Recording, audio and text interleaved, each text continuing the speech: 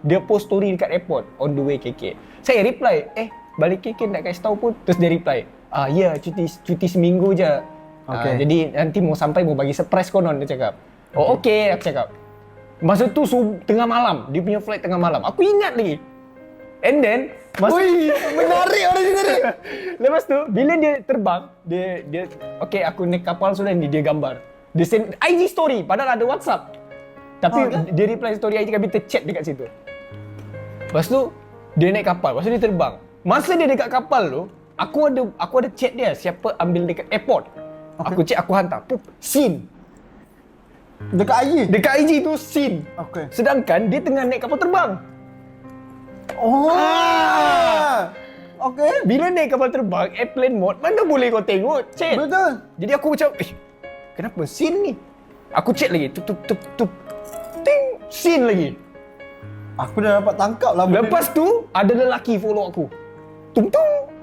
Subuh, tengah-tengah malam lelaki follow aku. Hui, okey. Lelaki follow aku. Aku tengok, siapa ni follow tengah-tengah malam? Aku tak famous macam sekarang. Dulu, aku berapa ratus dia follower, tak ada orang pun tahu aku. Tapi lelaki tu follow aku secara tiba-tiba. Aku chat lelaki tu. Hai, siapa ni? Tertanya-tanya lah siapa kan. Hai, siapa ni?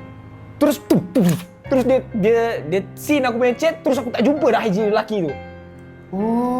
Sebab dekat Insta aku ada gambar aku dengan ex aku tu. Banyak. Kau private tak?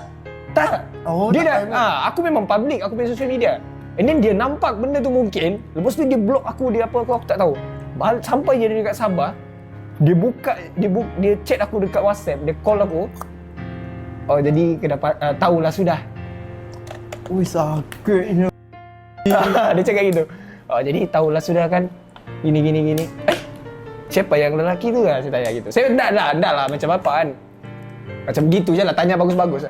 Oh jadi lelaki tu lah ini. Sebab lelaki tu aku kenal. Lelaki tu dia pernah story dulu dekat orientasi dia.